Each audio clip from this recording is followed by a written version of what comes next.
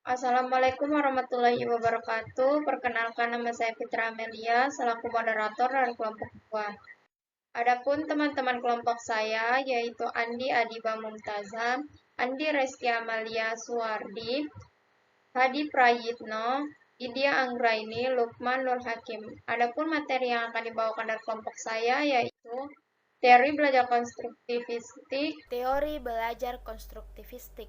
Menurut paham konstruktivistik, pengetahuan merupakan konstruksi atau bentuk dari orang yang mengenal sesuatu. Konstruksi berarti bersifat membangun dalam konteks filsafat pendidikan. Konstruktivisme adalah suatu upaya membangun tata susunan hidup dan berbudaya modern. Selanjutnya, tokoh teori belajar konstruktivistik. Yang pertama, menurut Piaget. Menurut Piaget, ilmu pengetahuan dibangun dalam pikiran seorang anak dengan kegiatan dana akomodasi. Menurutnya, siswa mengonstruksi pengetahuan dan informasi serta menekan seorang guru memberi sebuah dukungan bagi siswa untuk mengeksplorasi dan membimbing ketimbang sebagai pengatur dan pembentuk pembelajaran siswa. Yang kedua, menurut Vygotsky, seorang siswa mengonstruksi pengetahuan melalui interaksi sosial dengan orang lain. Isi dari pengetahuan tersebut dipengaruhi oleh lingkungan dan kebiasaan mereka, dan seorang guru harus banyak menciptakan kesempatan bagi siswa untuk belajar dengan teman sebaya dan guru dalam mengonstruksi pengetahuan bersama. Proses mengkonstruksi pengetahuan. Manusia dapat mengetahui sesuatu dengan menggunakan inderanya, melalui interaksinya dengan objek dan lingkungannya. Misalnya dengan melihat, mendengar, menjamah, atau merasakan seseorang dapat mengetahui sesuatu. Pengetahuan bukanlah sesuatu yang sudah dibentuk, melainkan proses pembentukan.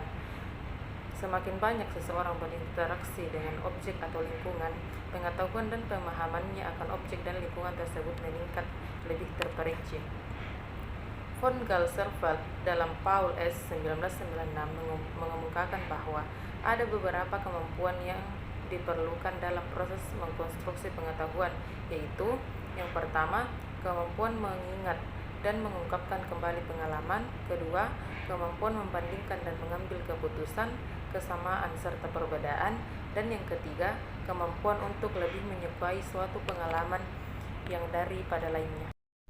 Proses belajar konstruktivistik secara konseptus, proses belajar jika dipandang dari pendekatan kognitif, bukan sebagai perolehan informasi yang berlangsung satu arah dari luar ke dalam diri siswa, melainkan sebagai pemberian makna oleh siswa kepada pengalamannya melalui proses asimilasi dan akomodasi.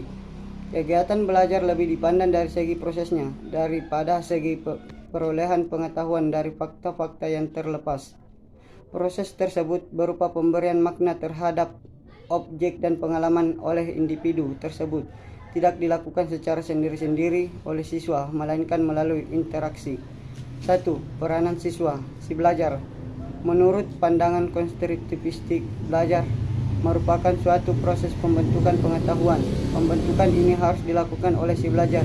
Ia harus aktif melakukan kegiatan, aktif berpikir, menyusun konsep, dan memberi makna tentang hal-hal yang sedang dipelajari.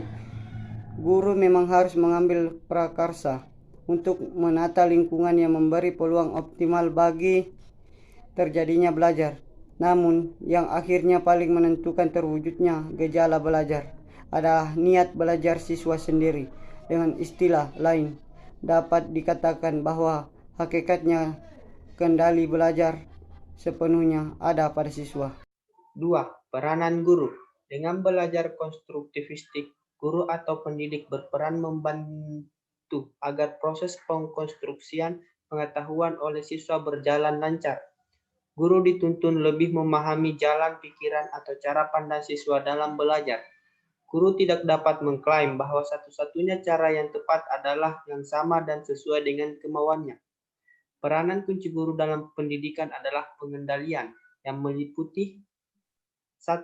Menumbuhkan kemandirian dengan menyediakan kesempatan untuk mengambil keputusan dan bertindak. Yang kedua, menumbuhkan kemampuan mengambil keputusan dan bertindak dengan meningkatkan pengetahuan dan keterampilan siswa. Yang ketiga, menyediakan sistem dukungan yang memberi kemudahan belajar siswa agar mempunyai peluang optimal untuk berlatih.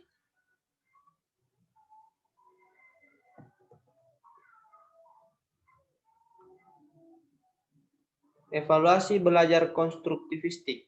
Evaluasi belajar pandangan konstruktivistik menggunakan goal-free evaluation, yaitu suatu konstruksi untuk mengatasi kelemahan evaluasi pada tujuan spesifik.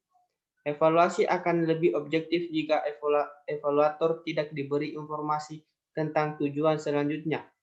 Jika tujuan belajar diketahui sebelum proses belajar dimulai, proses belajar dan evaluasinya akan berat sebelah. Bentuk-bentuk evaluasi konstruktivistik dapat diarahnya pada tugas-tugas autentik. Pembelajaran konstruktivistik membantu siswa menginternalisasi dan mentransformasikan informasi baru. Pandangan ini tidak melihat pada apa yang dapat diungkapkan atau apa yang dapat diulang oleh siswa terhadap pelajaran yang telah diajarkan dengan cara menjawab soal-soal tes, melainkan pada apa yang dapat dihasilkan siswa, didemonstrasikan, dan ditunjukkan. Sekian